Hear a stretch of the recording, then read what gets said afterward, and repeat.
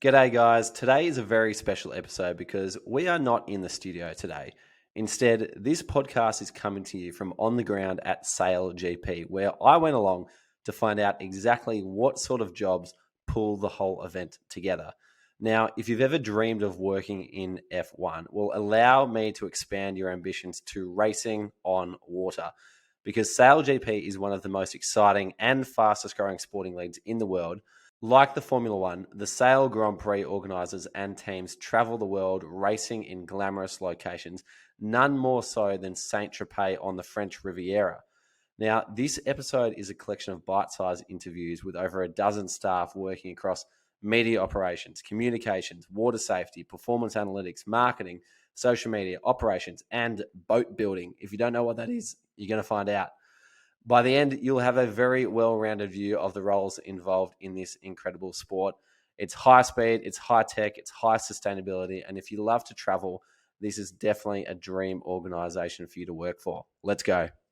I started volunteering. It's all about who you know in sport. Am I going to be calling the last 10 seconds of the grand final? You can connect with the interviewer. The hand goes up when they've got to make a decision. Having a network is one of the most important things you can do. I didn't necessarily follow my passion. I followed my curiosity. Once you've worked in sport, there's no going back. And then lo and behold, before I left, I got offered two.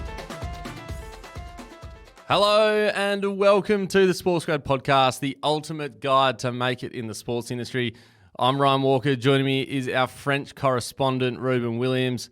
We had two mates who met back in the day at Cricket Australia, and each week we learn how people made it in sports and we tease out their career decisions, their work habits, their skills, and everything they do that makes them great. Also that you can learn how to get in, get promoted, and get thriving in the sports industry. Rubes, our French correspondent / up-and-coming sailor, I think I will call you. How are we? G'day, Ryan. I'm doing very well, thank you. I've added a bit of merch to my collection as well. I've got my SailGP hat. I thought I'd wear that for the YouTube viewers just to fit into theme, but I'm doing well. I've had the most incredible weekend at Saint-Tropez. The racing was incredible. Getting there logistically was a bit of a nightmare and stressful. I've got a bit of a story to share with you on all the different events that went on throughout the weekend, which you might find entertaining. That is at the end of this episode, so stick around if you want to find out how was Saint-Tropez at the SailGP. You'll find out exactly. But other than that, I'm doing terrific. Thank you. I've found my way to Lagos in Portugal, where I've settled. I've cooled down, relaxed, and have had a big week on the tools for SportsGrad Pro. So it doesn't stop here at HQ. We're all hands on deck. Yeah, I was going to say we've kind of gone from one extreme to the other, one being Sail Grand Prix and how hectic that event is, which we'll get into, but and then the other extreme being building SportsGrad Pro last week, which was just absolutely hectic, but it's been amazing at the same time. I will say I love the merch edition. It's probably something on the podcast we need to do more of, wearing Rogue merchandise. So you've inspired me to maybe dig something up in the coming weeks. So very good. And yes, let's stick around for that story later on. You've actually, I'm yet to hear it for those listening in. So this is going to be, I'm a little bit excited about what this is going to be. And you've actually flagged that it is a long story. So I'm excited for that. But let's get into it. If you don't follow us on LinkedIn, this is your quick reminder. You can do so. And if you want to connect with us and over 600 others working in the sports industry, you can become a member of the SportsGrad community. Rose, speaking of the community, we've added a community this week, but what's been happening lately? Yeah, we've now got two communities, the SG Pro community, which is why I kind of like a SailGP fitting into this week, because it also shares the acronym SGP. So nice little coincidence there. But in terms of what's been happening in the community, well, we've added the Pro community. We've got 75 people inside there raring to go. When this recording goes out on Monday, tonight, we'll have our first speed networking session for those Pro members, which is absolutely awesome. There's been people who have joined from all the major sporting organisations in Australia, AFL, Cricket Australia, Football Australia, Netball Australia, you name it, A-League clubs, NRL clubs, AFL clubs. Like, it's just a crazy the amount of talent that is in there. So that is super exciting. and super exciting for our current SportsGrad members who get the chance to graduate and migrate up to that pro community once they've found their foot in the industry, broken in and spent some time there to get set. But a couple of wins from our current community. We've had about 8 people join Tennis Australia during this week. So they're doing a lot of recruiting for the Australian Open.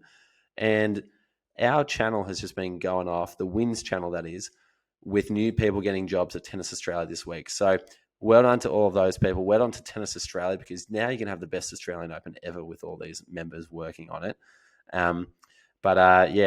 So those TA people and to the SG Pro people, you guys are our wins of the week.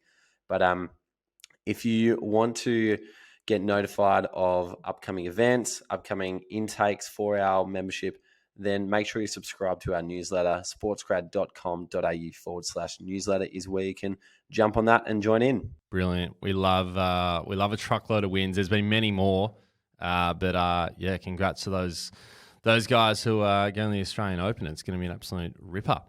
Alrighty, well, let's get cracking, Reuben. This is going to be a great episode. I am excited. I don't know. I mean, you're grabbing a pen and getting ready, but I'm not sure exactly who we're getting ready for. It's a plethora of SailGP staff. So grab a pen and enjoy. Before we jump into the episode, we've got a quick message from our good friends at Deakin University. Deakin has been a huge supporter of SportsGrad since day one. If you're currently studying or you've just finished studying, having a postgrad qualification in sports management on your resume can give you a huge leg up over other potential candidates applying for that same role. So if you want to pump up your resume and get specialised knowledge in sports behaviour, law, marketing, ethics, finance, governance and strategy, take a look at Deakin's postgrad qualifications. Their Master of Business in Sports Management is not one of, but the best one in Australia, ranked at number 1. So add a postgrad to your resume, and that's our tip for the episode. Hi, I'm Olivia Hogan. I'm Head of Marketing and Communications for Asia Pacific at SailGP. I actually wouldn't compare SailGP to sailing. We're much more like a racing product, quite similar to motorsport. I think for me it's representing Australia and New Zealand. It's looking at the best sailors in the world competing in the fastest race boats in the world. I've actually been with SailGP really since they launched in 2019, but was actually on the other side of it. I worked for an agency called Thrive PR. So as part of that agency, we launched SailGP into market in Australia. Obviously fell in love with SailGP, fell in love with the concept, the racing format, and what I felt like we could really offer for fans. And then I ended up working for Tom Slingsby actually as a bit of a gun to hire for the very first Sydney event through my agency, because he didn't have a publicist as of yet, and ended up getting poached from Thrive PR to join the Aussie team. So worked with the Aussie team, for around 3.5 years it would be, managing all of the PR and marketing for the Aussie team as well as the Australian event. And then from there, as part of our regional restructure, I took on a role as Head of Marketing Comms for APAC. So looking at both the Australia and New Zealand teams, how we're growing them both in their markets, but also looking more holistically of how we can build SailGP across Asia Pacific and moving into those other regions as well. I would say my goal, sort of being the Head of Marketing Communications across APAC, is really of how are we growing SailGP, how are we making sure that it's on every single television across homes in APAC, how are we building our events out so that we've got multiple events in Asia Pacific, but also how are we making SailGP famous, how are we really shifting the dial in terms of perception of our product, but also making it a mainstream sport. In terms of how SailGP, I think, are really pushing the boundaries around sustainability, but also how sustainability is integrated in sport. For me, it's the Impact League. So we launched that in season 2.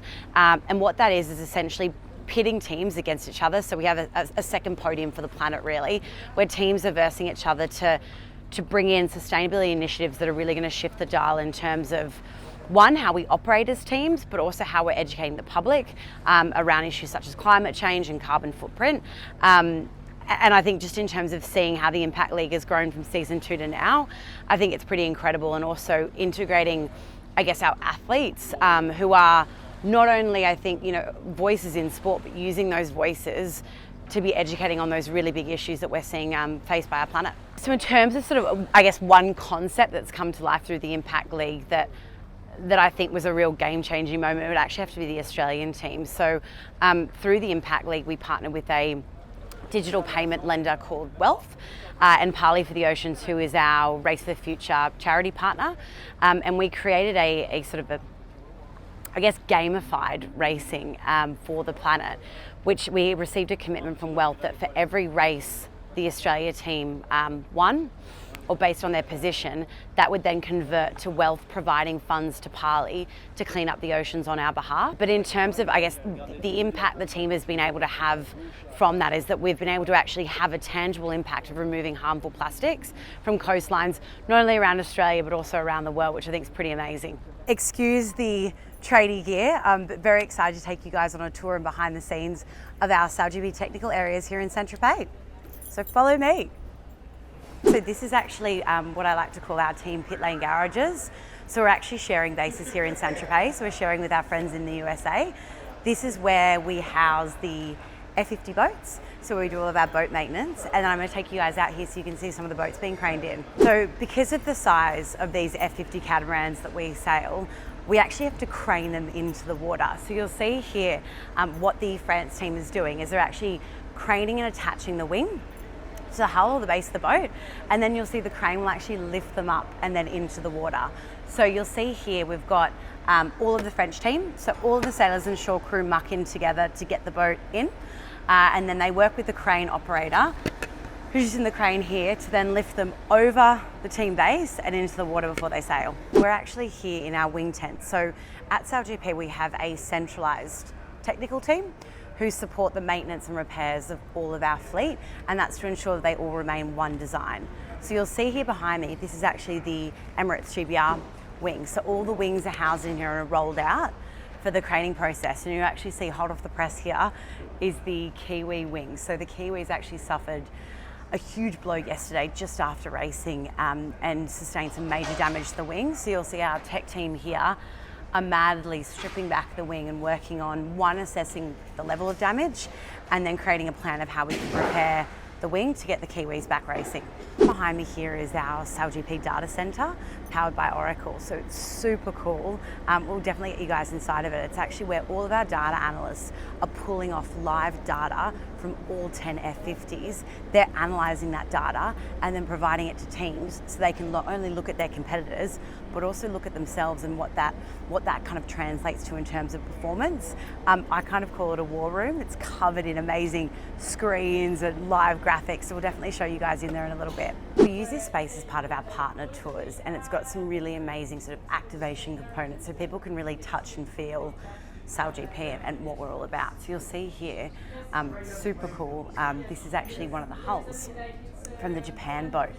So the Japan team had a huge crash with GBR in Sydney several years ago, and actually the GBR team essentially crashed and sawed off their hull. So you'll see that there. And we've also got one of our driver wheels, which is just over there in the corner, and you'll see there just the level of technology behind those wheels in terms of the systems that all of our drivers have to use as well. Guys, we're now in the SailGP Media Centre. So we run quite a comprehensive media program around each of our events. So this is where we bring all of our journos in. They can work from here. They obviously get to see behind the scenes of SailGP, and then they go out to watch the racing as well. So I would say I spend a lot of my time here. We do fly journos from around the world to our events to cover from the various markets. You'll see them all chipping away behind me. My name is Kyle Whittingham, and I am the paid media and digital marketing manager of the US team in North America. My day-to-day is typically on social media, and that's kind of where my sweet spot is. That's definitely my expertise, but it can also range to ticket sales. It can have to do with athlete marketing, global brand campaigns, so I kind of do a little bit of everything. And I think the interesting part about my role, and Vinnie's as well, is that we're half for the teams, half for the league, so I get to work with the league on a bunch of cool global projects, but I also still get to focus on my own market in the US. So on a race day, I usually am following everybody around with my phone and just trying to get some good sound bites, making some social media clips. I also help produce some of what our team videographer is shooting, and then I usually go out on the chase boat so I can get right in the action and get some good stories for Instagram and those moments that people are missing behind the scenes. My favorite thing about working at SailGP is just all the different things that I get to do. So from working on social media to working on global brand campaigns, there's just so many exciting things and projects that I get to work on, and SailGP really just hires the best people from around the world. So you're working with a bunch of rock stars that are the top of their field, so you get to learn a lot from all these amazing people. So it's a really fun place to work. My name is Walker Potts, and I'm a rescue swimmer with SailGP. Primarily, we look after the sailors first, and then we look after the assets being the yachts and the equipment. And, so we're out on the water every day. So on land, we prep the sailors, train the guests, teach self-rescue, and then we teach rescue to the other safety swimmers. And then we also, out on the water, play the role of rescue and recovery. For me, and actually Nathan as well, both of us are former military. So we came from military and sailing backgrounds. So both of us are professional sailors, primarily on maxi boats. And both of us came from Artemis, which was a 2-cup campaign for the 2013 and 2017 Cups. And we had a tragic loss with Bart Simpson on our team in 2013. And then after that, that was the recognition that, the need as the boats picked up and the performance level spun up, that the boats are going faster, the boats are more dangerous, and there was a need for rescue and recovery. So with both of us having a bit of experience in medical rescue and military and being sailors, we stepped into the role and started developing a program within the America's Cup to look after the people first and then the assets. The team, we've got a great group of people. All the sailing teams, we're all good friends. The boats are fantastic and they've come a really long way. We get to travel to some of the best places in the world and spend a handful of events every year with some of our best friends and traveling and using some of the greatest boats in the world. My name's Nathan Heslop and I'm a safety swimmer for SailGP. I got this job, I was a professional sailor and everyone who knew me knew that I have a background, a former military background where I was a diver in the army, and being a professional sailor I knew the sailors, and after the accident with Artemis they called me because we had to obviously step up the game and not just hire or just throw someone in that role. Before it was very casual, it'd basically be someone would just who's a diver, okay, today you're the safety, you're the rescue diver. So after that accident, it really became a serious and a full-time position. It has to be fun. If it's not fun, why do it? So we're lucky, obviously we're in a beautiful spot here in Saint-Tropez, but also we travel the world and with a good bunch of guys. You work hard and you play hard. Alex Reid, and I am the Head of Performance Engineering at SailGP. My role involves looking after the performance engineering team, and that includes writing all the control software on the boat, looking at the data and engineering the simulator at SailGP. I'd say it's just really, really fun. It's many brilliant people at SailGP, and it's always, a very high action place to work, and there's a lot of teamwork, and it's just extremely enjoyable. So this is the performance engineering container, and in here we do 2 things mainly. The first is we look after the onboard control systems. We work with many departments diagnosing and fixing issues that might happen on the water, be they electric issues, hydraulic issues or mechanical issues. We're using the data to fix that. We also look at the data for performance analysis purposes. So we work with the teams and provide a series of tools that they use to improve their performance. All the data is completely open at SailGP, so each team can see each other's data, which is quite unique in sport. What is also included in that data are the performance settings on the boat. So teams can see how the boat is set up for the day in real time, and they can choose to copy settings or not. It's quite helpful for new teams getting into the series to get the boat set up correctly for the day. All the data goes to the Oracle Cloud. We have people who are remote as well as here. So generally the nearest data engineers come to the event and the others are working from home. As we are all cloud-based, it's effectively being here, but remote. We also engineer the simulator at SailGP, which is being used for training athletes, and it really helps getting new sailors into the sport. As there are so many events, we have so limited sailing time actually on the real F50s.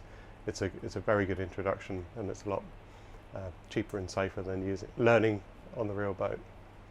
My name is Hugo Stubler. I'm a data analyst at SailGP.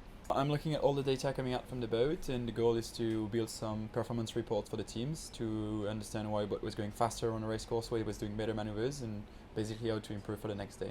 My favorite thing working at SailGP would be to work with the best sailors in the world and try to help them to improve what they're doing on the water. Hi, I'm Caroline and I'm an intern with the data analytics team. Well, I'm helping Hugo with the data analytics of the wind marks, so the marks collect data and I'm looking at it from the practices and from the races. I applied through the website because I know a couple of people that work here, and yeah, so I just applied, really simple. I think it's meeting new people and getting the insights from the data, but also just looking around, being able to look everywhere, and yeah, it's having a great team. So my name is Sikorski. My title is the Head of Media and Photo Operations, and I work for SailGP. My job involves probably about 3,000 or 4,000 or 5,000 different jobs. Media operations is basically managing all of the stuff that's not communication, so all the operational things, infrastructure, the beautiful media center that you see behind you, the catering, the accommodation, accreditation, technology for them. It also entails media relations and the media trips. The photo operations side of it entails basically looking after the photographers, making sure that they have the right working conditions, that they have the photo positions, and in the case of a sailing event, photo boats to go out on the water. The other side of my job as well is I manage the internal photo agency, so all the images that come out of SailGP are done by our internal photographers. They are the world's top photographers, basically the best in the sports industry. They take photos, they upload them live, they get tagged, and then they get sent out and syndicated. Gosh, there are so many creative things. I think the French team just did the Quentin Express, and they basically travelled all the way from Spain to here in different types of green kind of transport. So there was trains, there was hydrogen cars, there was electric boats, there was running, there was bicycles, and it was a great journey, and we followed it really closely on Instagram. It's just amazing to be part of such a huge infrastructure, such a huge organization that's at the same time young and malleable, and we're creating so many things. We're growing each time. We're seeing the teams up close, and we're seeing them really grow. I guess also being able to change every way, I guess, to be able to like improve, because we've got so many events. We've got 12 events per year. Each event we can actually improve on what went wrong. Plus, we travel. We get to go to amazing locations. We are in Saint-Tropez, we were in LA, we were in San Francisco, we're going to New York. So really, it sounds very glamorous. It is glamorous locations, but we do work very hard, so there is that side of it. In regards to sustainability as well, we, as the media operations team, are probably the most sustainable department. We have a fully plant-based catering. We don't have any plastics. We are paperless completely, and we're powered by clean energies. So we're very proud of that. I'm Nick Couëlle. I'm the Senior Communications Manager, the global team at SailGP. A little bit of everything. When I'm on site at events like this in Saint-Tropez, I'm looking after our visiting journalists, making sure they get the stories and interviews that they need, and giving the league the best coverage we can get, and liaising with the local stakeholders as well. And then in between events, a little bit of everything, writing press releases about our upcoming events or partnership announcements, all sorts of things. So on site and in the office, a bit of everything. I think that the Women's Pathway program is a great thing that the league's brought in. It's bringing about inclusivity and making sailing a more diverse sport, which I think is really important, and something that we can all be really proud of because we work hard on it here. The people, I think our athletes are great people. They're very easy to work with. If you do what I do for a living, everyone's super accommodating and very helpful, and everyone's just working towards the same purpose and passion. My name's Sasha Kemp. I'm Communications Director here at SailGP. I think the question is, what does my role not involve? I think communications is literally involved across the whole organisation, and it could be literally everything from helping media, dealing with media requests on site, to the other end of the scale, which could be a severe incident that we need to require messaging and media management and that kind of side of it. So really diverse and really varied. I think my favourite thing is probably just the variety of the role. No one day is the same, and sometimes I come into work and I'm never quite sure how the day's going to pan out. I mean, yesterday, for example, we're here in Saint-Tropez. We thought it was a great day, a normal day, a race day, and then we had an incident with the New Zealand wing at the end of racing, and then basically went straight into crisis communications mode that kind of went long into the night. So yeah, no 2 days are the same here at SailGP. One of the projects I really like is something the Australian team did towards the Impact League, and obviously for us it's really important that we look after the race course, and the ocean is our race course. So they did a really cool project actually building seahorse hotels and creating a really safe space to help an endangered species be reintroduced into Sydney Harbour. My name is Couëlle.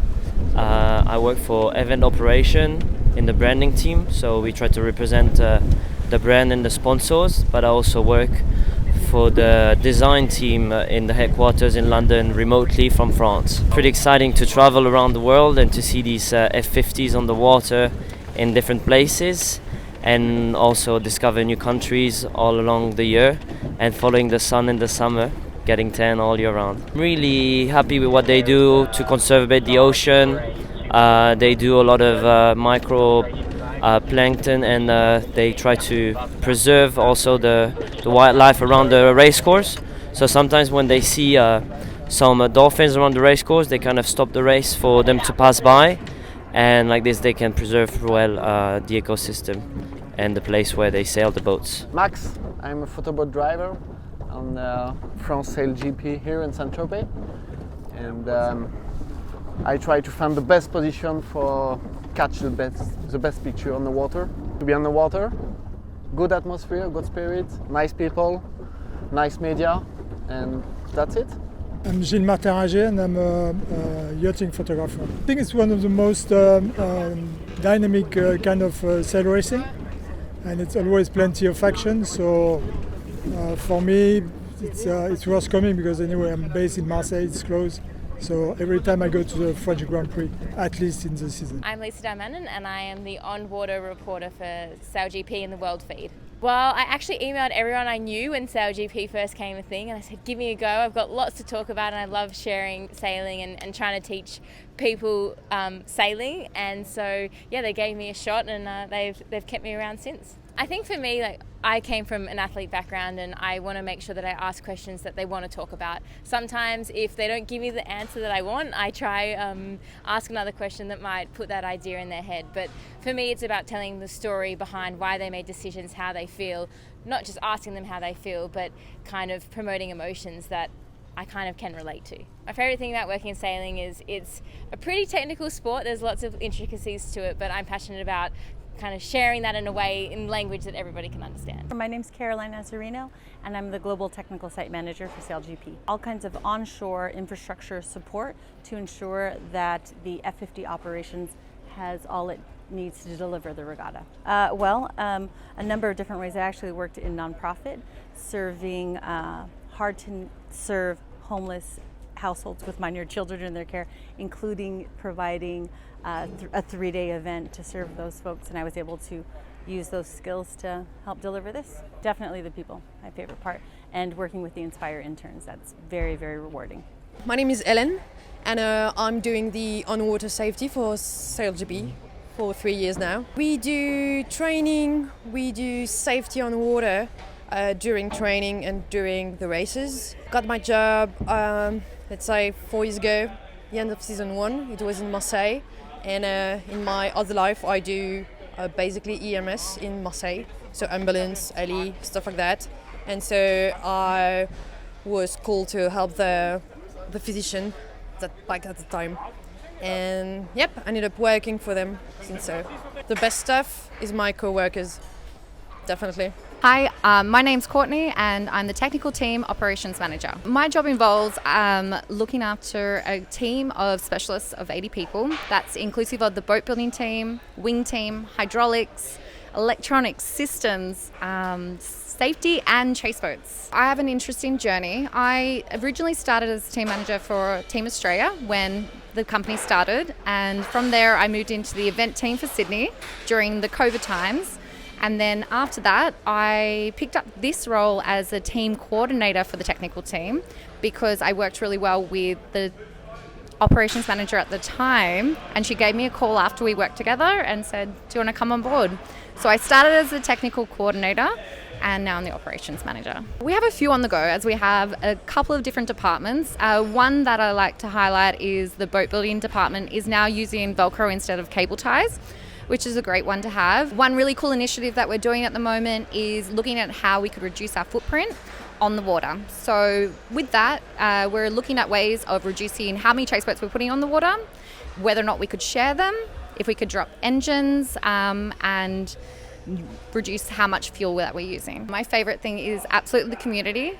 It's so nice. We're all here trying to put on this amazing regatta and just put on a great show, and it's all about the teamwork, and that's the only way we're going to get there. Max Griggs, and I'm wing team lead at SailGP. Being on wing team involves looking after all of the wings throughout assembly and maintenance throughout the regattas, dealing with all the rigging and on the boats and the wings themselves, doing all the wing change configuration sizes, so changing the boats from the 29 metres to the 24 metre configs and the 18s as well, and just keeping the sailors happy as well. I got this job through SailGP Inspired a couple of years ago. I found the Inspired program through university, got a job with the wing team through an internship, and then ended up sticking with them full time around 2 years later. Favourite thing's got to be being able to travel around and see all these cool places. You know, we get to see some wonderful places on locations on the sea and travel around and see a lot of cool stuff. Chicago's top on my list. Yeah, good city life, awesome waterfront, good sailing.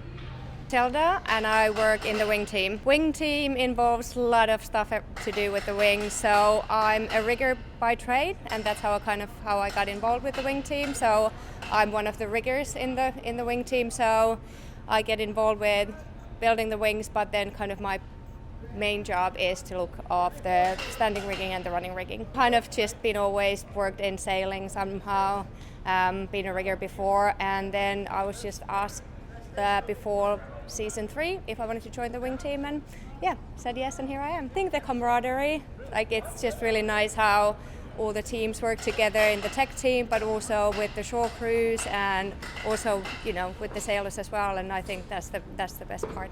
My name is Vinnie Gohram. I'm the APAC social media manager. I manage Team Australia and Team New Zealand social media accounts. It involves a mix of paid and mostly organic content from production, engaging with our team and bringing our athletes to life and really making them household names in Australia and New Zealand. Hard work and graft. Just applied for a job. I'm 6 weeks in.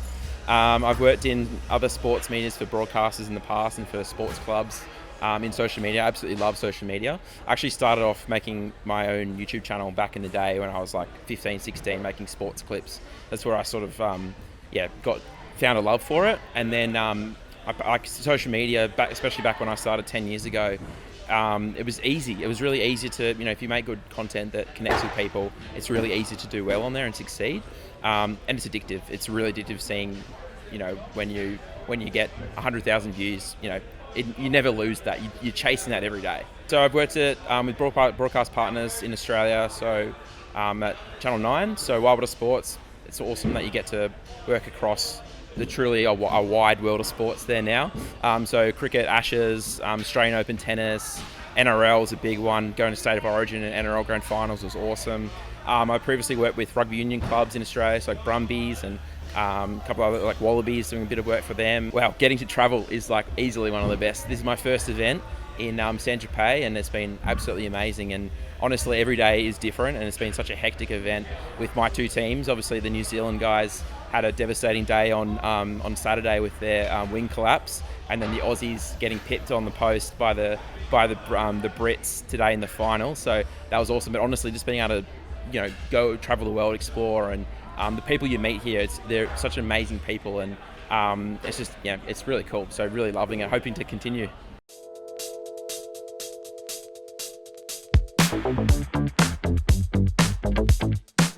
Guys, it's time now for everyone's favourite segment of the podcast, Ask SportsGrad, where every week we answer a question directly from our community. If you'd like to ask us a question first, just become a member at sportsgrad.com.au/community. You can join our waitlist of new talent coming in every single month. Then you can add your question to the channel named Ask SportsGrad.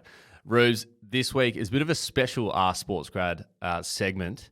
So I might hand the reins over to you because it isn't your normal Ask SportsGrad question. No, that's right. Because everybody's been asking me, Reuben, how was SailGP? How was Saint-Tropez? And it's not often that I hijack an entire segment for myself to share with you what I've been up to. But I thought it might be interesting to paint a bit of a picture of what I've been on, the journey I've been on over the weekend at SailGP, because it was probably the most random, exciting and stressful weekend of my life for different reasons. Probably the most effort I've ever had to put into attend an event as well. So I was coming from Tossa de Mar in Spain on Friday with no buses booked, no trains booked, no accommodation booked, because we'd just been flat out with trying to get SportsGrad Pro ready. And so I thought, last minute, let's just try and get to France. And the only train to France was leaving at 5 p.m. So I jump on this train and I call a hostel in Toulon to see if they're able to check me in at midnight that night. So I know straight away I'm not going to get to Saint-Tropez that day. So I try and find a last-minute hostel and then try and find a last-minute hotel in Saint-Tropez for me to arrive at the next day. I train to Marseille, then to Toulon. Get to Toulon. They couldn't check me in, so they just said, take a bed. I was the only one in my room. They didn't give me any linen, barely a mattress. It was like the creepiest place I've ever stayed in my life. I think I was the only person in the building, Ryan. I was like, this is get me out of here.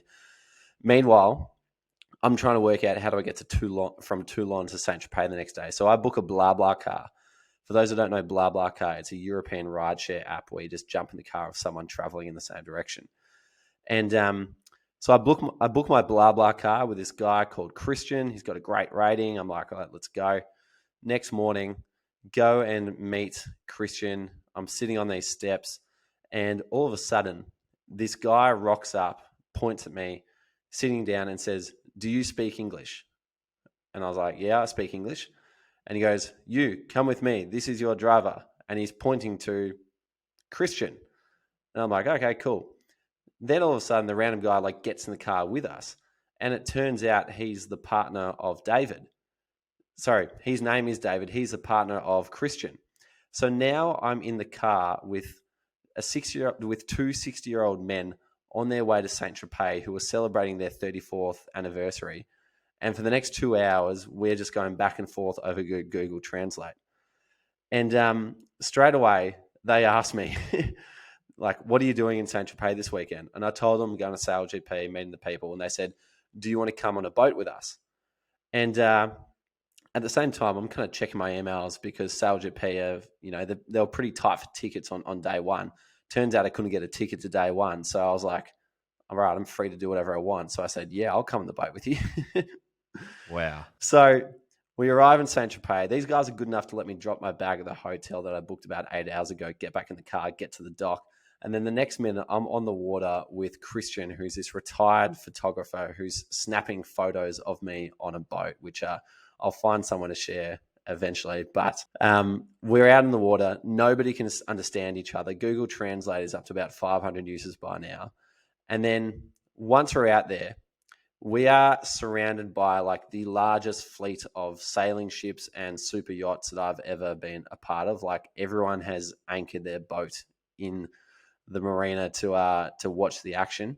Not in the marina, out on the water. It's all around the course. And if you don't know much about Saint-Tropez, it's like a little Monaco, famous for where the rich and famous go to holiday. One, because it's beautiful, and two, because it's super secluded. It's a hard place to get to. So these people just go there for a bit of privacy. So the fleet of super yachts are out there en masse, and it's incredible to look at. Then all of a sudden the F50s start racing. Now these are the SailGP catamarans, and one of the really interesting things about SailGP is that the league own all of the boats and all of the teams. So the teams pay a license fee to use the boats and compete, which means the league also employ all of the boat building staff and engineers and repairers. So that if a boat gets damaged, it's the league looks after it, fits the bill and all that. It's not like Aston Martin looking after their own car or Mercedes looking after their own car in Formula One. Anyway, these boats are incredible. So we're watching them fly around the course. Apparently they can go up to speeds of, I think, 3 times whatever the wind speed is. And last year, the record speed was recorded at 99 kilometers an hour. So these boats are humming along. And the most incredible thing happened on day one. Well, incredible to watch, but unfortunate at the same time, because the New Zealand boat, every single boat's got about like a 20-meter mast, and the New Zealand mast just collapsed on itself and broke under the pressure of like all the forces that were going through it. And so now this like 600 kilogram metal beam is falling down in 3 pieces and lands on the boat. Like, if you're on social media, go and look it up because it's incredible.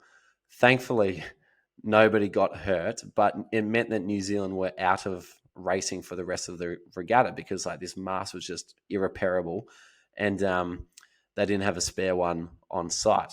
I found out later there's a mast currently on a plane being flown from, I think, the US to Italy just in time for the next regatta. Wonder how much that costs. Oh, legit. It'd be a lot.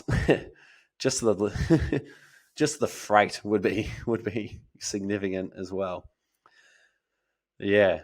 So the race finishes, our boat docks. I thank Christian and David for their help. Say goodbye. That night, I meet up with the SailGP staff. We have a couple of drinks and start to get ready for day 2.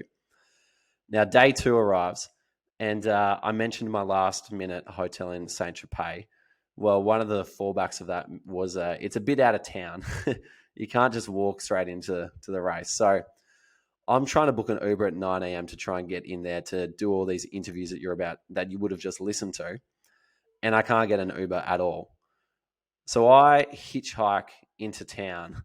I literally flag down this SUV driven by some Portuguese couple. They thought I was crazy, and I was like, you have to take me. Like, I can't miss this interview.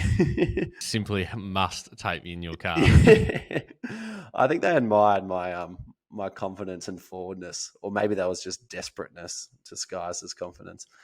Anyway, I arrived at what they call the tech site, and got my cred and started walking around. Now, the tech site is essentially the same as the Formula One pit lane.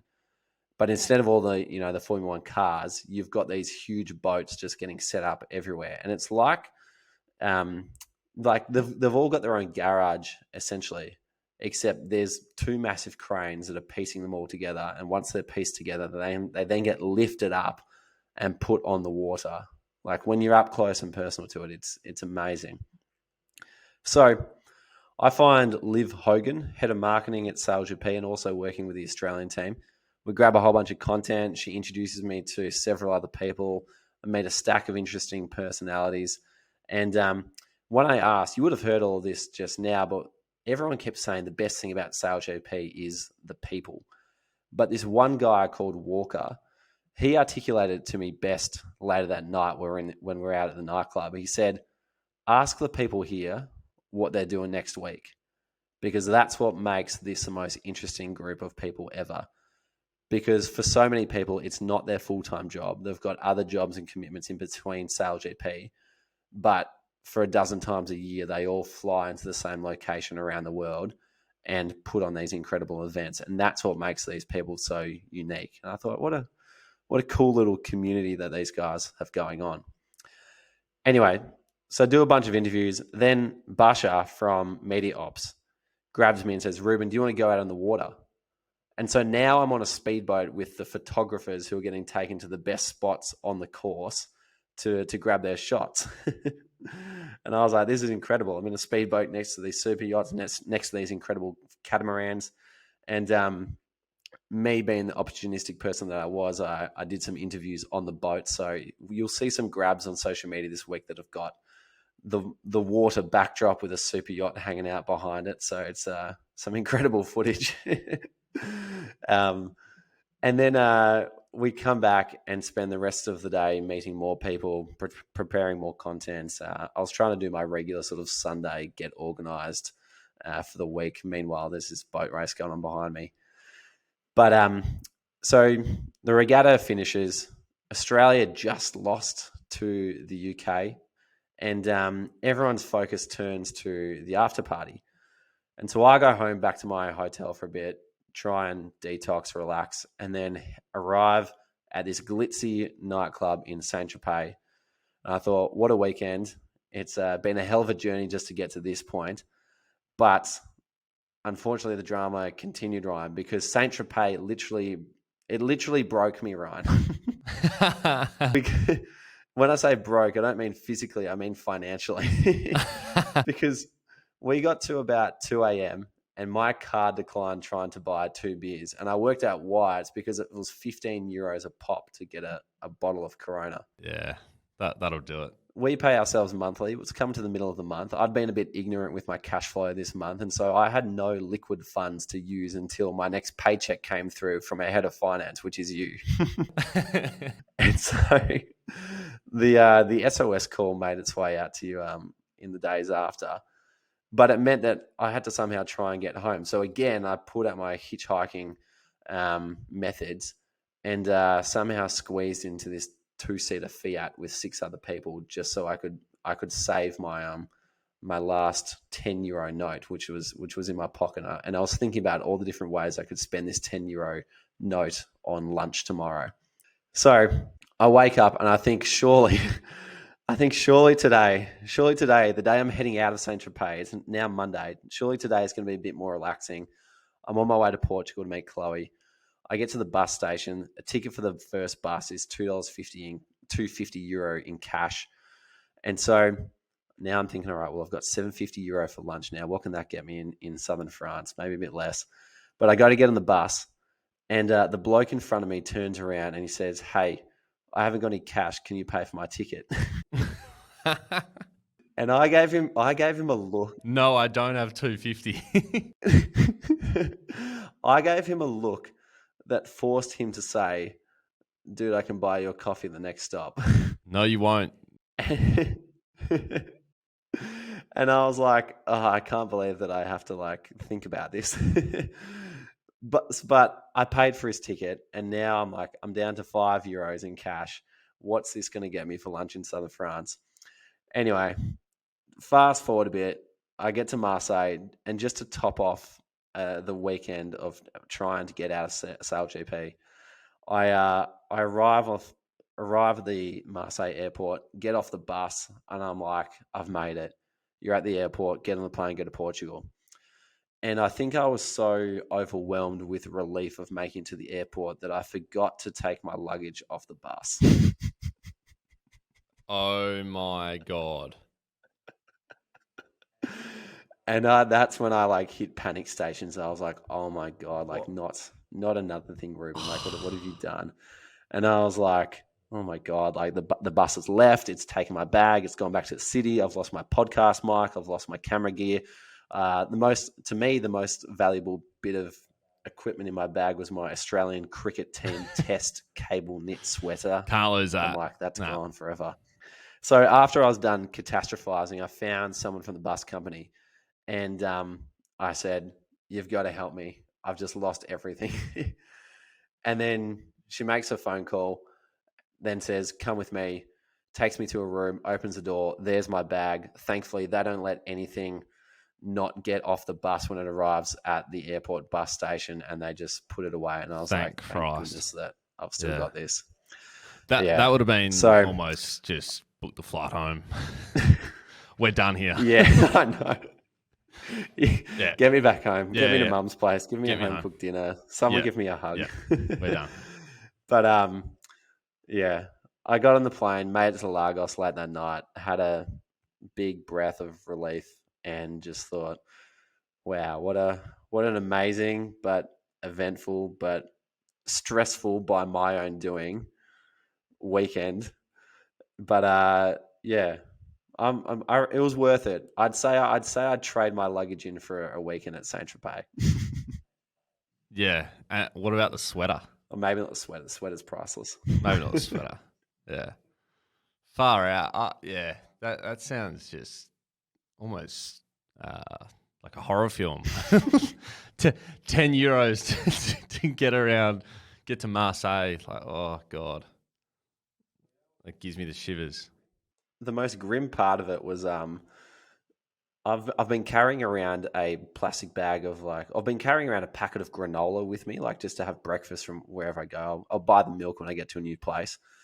And so I had half a bag of granola just stashed on the side of my backpack. And so I was eating that like a snack whilst I was on the train. I was like, this is the last bit of food. I've only got €5. I just need to eat anything in my grasp at the moment. So worst came to worst, you could just snack on granola as you go. You won't die of hunger. There's a lesson in that. Don't live above your means for too long. Yeah, and don't buy too many €15 Coronas. Yeah. Yeah. Oh, very good. Very good. Well, I mean, one of the great Ask SportsGrad segments of all time. And I'd usually say if you'd like to ask us a question or our friends a question in sport, become a member. But hey, if you want to hear about things about our life and our travels or whatever you like, feel free to ask. We're happy to do these segments going forward.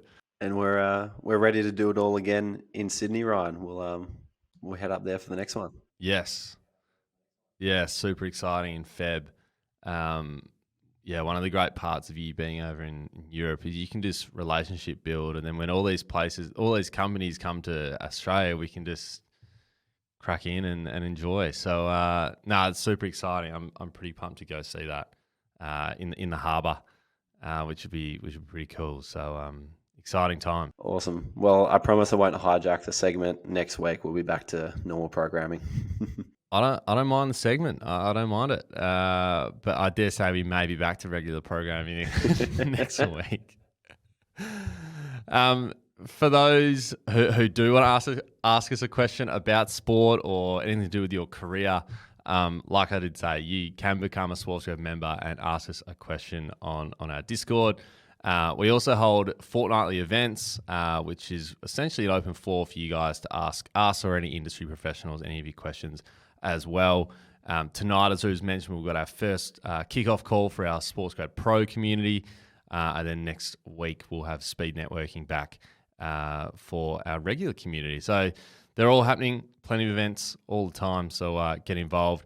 When you join as well, you get immediate access to all of our exclusive content as well with the private Discord server and over 650 other sports professionals. So get involved.